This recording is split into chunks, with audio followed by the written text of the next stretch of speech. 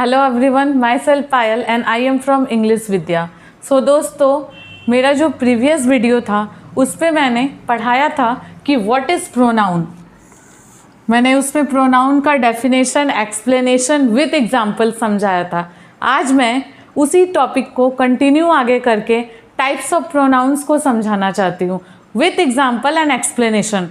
तो हमारा first pronoun है पर्सनल प्रोनाउन। जैसा कि नाम से ही पता चलता पर्सनल, जिसका हिंदी में अगर हम अनुवाद करें तो व्यक्तिगत। ये सेल्फ के ऊपर डिपेंड करता है, खास प्रॉपर उसी व्यक्ति को जिसे हम डायरेक्टली और इनडायरेक्टली जिसे हम डिनोट करें। तो चलिए चलते हैं पर्सनल प्रोनाउन की ओर। Personal pronoun basically I, we, you, they, he, she, it. 1, 2, 3, 4, 5, 6, 7 इन 7 वर्ड्स के आगे पीछे घूमता रहता है। ऑलवेज हम किसी भी सेंटेंस में देखें तो पर्सनल प्रोनाउन हमेशा I, we, you, they, he, she, it इन 7 वर्ड्स के आगे पीछे हमेशा घूमता रहता है। That's why they are called personal pronoun because they all stand for the 3 persons। अब सबसे पहले हमें ये जानना होगा कि ये 3 persons, पर्सन होता क्या है। ऐसे तो हम सीधा लैंग्वेज में किसी व्यक्ति को पर्सन कहते हैं, but what is the meaning of third person, first person and second person, all types of 3 person in English language. तो first of all I would like to describe the third person.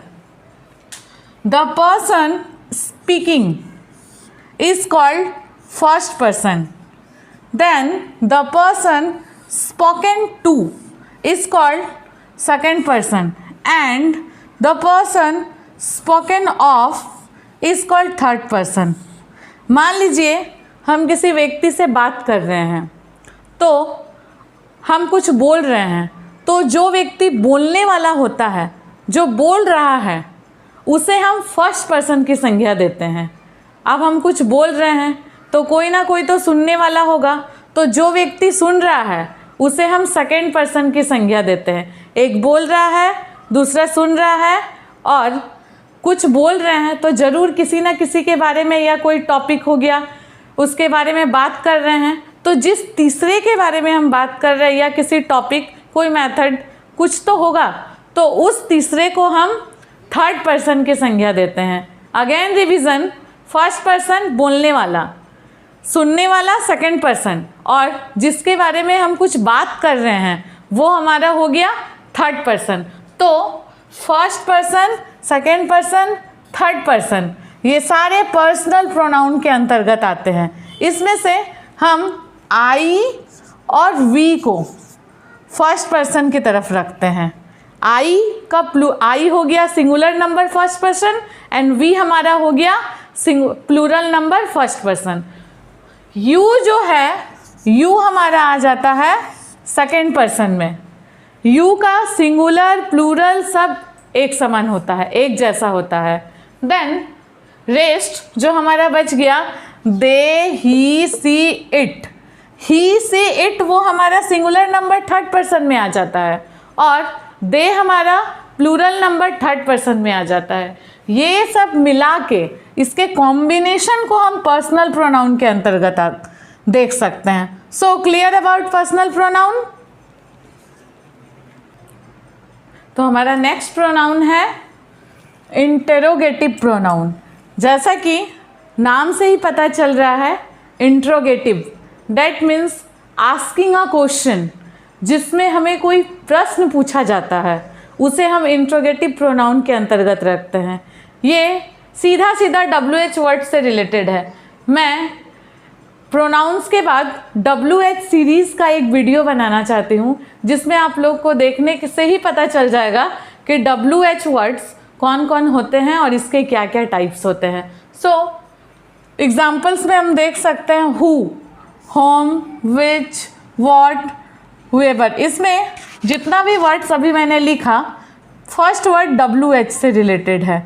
WH, WH, WH and then WH। Okay, इसमें क्या होता है कि हम कोई question पूछते हैं, जैसे what is your name, from where do you belongs, ये इस प्रोनाउन के अंतर्गत डायरेक्टली हमें कुछ और नहीं जानना है, सिर्फ आस्किंग अ क्वेश्चन। नेक्स्ट हमारा है डेमोन्स्ट्रेटिव प्रोनाउन। डेमोन्स्ट्रेट जिसका मतलब होता है कोई भी चीज़ को इंडिकेट करना, डेमोन्स्ट्रेट करना, दिखाना। हम कोई भी वस्तु को दिखाते कैसे हैं, कौन से वर्ड से? 4 टाइप्स का होता है वो। पहला दिस डैट और दीज दोज। दिस का प्लूरल होता है दिस और डैट का प्लूरल होता है दोज। अगर कोई वस्तु हमारे सामने होती है तो हम उसको इंडिकेट करने के लिए दिस का उपयोग करते हैं, लेकिन अगर बहुत सारी वस्तु जैसे एक पेन है तो हम दिस का उपयोग कर सकते हैं, लेकिन यही हमारे पास बहुत सारी पेन्स रहेगा तो हम वहाँ पे दीज का उपयोग करते हैं। उसी प्रकार कोई वस्तु अगर दूर में होती है तो हम डैट का उपयोग करते हैं, और जब बहुत सारी वस्तुओं को हमें इंडिकेट करना हो तो हम उसके लिए दोज का उपयोग करते हैं। कभी कभी एक्सेप्शन में क्या हो जाता है कि हमारे डेमोन्स्ट्रेटिव प्रोनाउन के अंतर्गत हम सच का भी प्रयोग कर लेते हैं। जैसे एग्जाम्पल्स के तौर पे such are my pens, such house are mine, ऐसे भी सेंटेंसेस होते हैं। सच को भी हम डेमोन्स्ट्रेटिव प्रोनाउन के अंतर्गत रखते हैं। नेक्स्ट हमारा है रिफ्लेक्सिव प्रोनाउन। रिफ्लेक्सिव प्रोनाउंस से अगर हम रिलेशन जोड़े तो सीधा सीधा इसका रिलेशन सेल्फ से होता है। यहाँ मैंने जितने भी वर्ड्स लिखे हैं उसके एंड में सेल्फ है। My self, him self, her self, your self. Self means एक अधिकार जैसा वर्ड प्रतीत होता है सेल्फ। जैसे अगर मैं कहूँ this house is for my self, ये घर सिर्फ मेरे लिए है, इसमें सिर्फ उसी व्यक्ति को दिखाया जाता है जिसका वो प्रॉपर होता है। इसलिए रिफ्लेक्सिव में जिस वर्ड्स के लास्ट में सेल्फ होता है वो वर्ड हो जाता है रिफ्लेक्सिव प्रोनाउन के अंतर्गत। Now turn to our next pronoun. तो दोस्तों हमारा 5th प्रोनाउन है। अभी तक हमने 4 प्रोनाउन के बारे में डिस्कशन किया। देन हमारा 5th प्रोनाउन है relative pronoun. Relative pronoun just indicate to relate the phrases and clauses, and also we can say that it's relate the sentences. Okay, it is used to connect a clause and phrases and sentences also. relative clause, relative pronoun एक clause को, एक phrases को और एक sentence को connect करता है। आइए हम एग्जाम्पल से समझते हैं। एग्जाम्पल से हम कोई अगर चीज़ को समझते हैं तो वो ज़्यादा जल्दी हमें घुसता है माइंड में, और वो समझ में भी आता है और ज़्यादा दिनों तक रहता भी है। Example the pen that I bought yesterday. यहाँ एक वर्ड है जो 2 सेंटेंसेस को, 2 फ्रेजेस को, 2 क्लाउजेस को कनेक्ट कर रहा है। द पेन डैट, ये जो वर्ड डैट है वो 2 मीनिंग्स को एक जगह कनेक्ट कर रहा है। द पेन, वह पेन जो मैंने खरीदा था कल। तो यहाँ डैट वर्ड जो होगा वो हमारे इस फ्रेजेस को, इस सेंटेंस को कनेक्ट कर रहा है। इसलिए रिलेटिव प्रोनाउन को हम एक और नाम से जानते हैं, जिसका नाम, दूसरा नाम है जिसका connector, because it connect the phrases, clauses and sentence. Then हमारा नेक्स्ट प्रोनाउन है इनडिफिनिट प्रोनाउन। जैसा कि नाम से पता चल रहा है this is not definite, that means this is not fix, कि हम किसी एक इंसान को, किसी एक वस्तु को ही इंडिकेट कर रहे हैं इनडिफिनिट प्रोनाउन में। इसका अगर हम एग्जाम्पल देखें तो देख सकते हैं all, another, any, anyone, anything, each, everybody, everything. इसमें हमें ये पता चल रहा है कि किसी ग्रुप में मान लीजिए 6-7 लड़के हो तो हम किसी प्रॉपर राम, किसी प्रॉपर राहुल को नहीं बुला रहे हैं। जैसे हम लिख सकते हैं I like all the boys. Okay, तो यहाँ ऑल एक वर्ड आ गया, इसमें हम इनडिफिनिट, मुझे ये पता नहीं हम किसको ज़्यादा अच्छा मानते हैं, हम किसको खराब मानते हैं, but I like all the boys. Okay, another, any, you gave me any fruits. आपके घर में बहुत सारा फ्रूट्स है, आप अपनी मम्मी को बोल रहे हैं कि मुझे एक फ्रूट्स दो। हम उसका नाम नहीं बोल रहे कि मुझे प्रॉपर ग्रेप्स ही चाहिए या प्रॉपर मैंगो ही चाहिए, एनी, उनको जो अच्छा लगे वो आपको देगी। इसमें हम इनडिफिनिट प्रोनाउन, इनडिफिनिट वर्ड्स को, इनडिफिनिट सेंटेंस को इंडिकेट करते हैं इनडिफिनिट प्रोनाउंस के तरफ से। इसलिए ये सारे जो वर्ड है, all, another, any, anyone, anything, ये सब इनडिफिनिट प्रोनाउन के अंतर्गत आते हैं। तो चलिए 7 नंबर का प्रोनाउन पढ़ते हैं। तो दोस्तों अब हम पढ़ेंगे our 7th number pronoun. Our 7th number pronoun is possessive pronoun. A possessive pronoun is a pronoun that is used to indicate possession or ownership. Possessive pronoun में हम पढ़ते हैं कि किसी भी चीज़ को, पोजेशन को, that means उसके स्थिति को, और ऑनरशिप, ऑनरशिप मीन्स अधिकार को। जैसे एक एग्जाम्पल हम देखते हैं, this pen is my pen, okay, not your pen. ये पेन है, ये मेरा पेन है, ये तुम्हारा नहीं है। तो इसको हम एक दूसरी तरह से भी लिख सकते हैं। इसका दूसरा वे क्या है लिखने का? This pen is mine. यहाँ मैंने माई पेन की जगह माइन किया है, नॉट योर पेन, और योर पेन की जगह योर्स किया है। माई पेन रिप्लेस कर रहा है। मैंने नाउन का जब डेफिनेशन दिया था, इंट्रोडक्शन दिया था, उसी समय बोला था प्रोनाउन का काम ही है ये कि नाउन को रिप्लेस करना।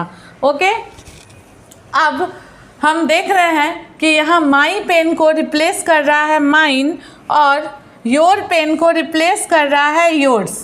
तो यहाँ प्रोनाउन अपना पूर्ण रूप से भागीदारी निभा रहा है। यहाँ हम देख रहे हैं कि ये पेन मेरा है, ये पेन तुम्हारा नहीं है। इसमें हम उस पेन के ऊपर पूरा अधिकार अपना जमा रहे हैं। सो इसमें जो वर्ड्स आता है, माइन, योर्स, हिज, हर, आर्स, ऐसा बहुत सारा वर्ड है जो पॉजेसिव प्रोनाउन के अंतर्गत आता है, जिसमें हमें पता चलता है कि उस व्यक्ति के ऊपर या उस वस्तु के ऊपर पूर्ण रूप से जो बोल रहा है उसी का अधिकार होता है। ये सारे वर्ड्स पॉजेसिव प्रोनाउन के अंतर्गत आते हैं। Now last and next is our reciprocal pronoun. Reciprocal pronoun that both performs and receives the action in a sentences। इसमें दोनों परफॉर्म करता है और दोनों ही उस एक्शन को रिसीव करता है।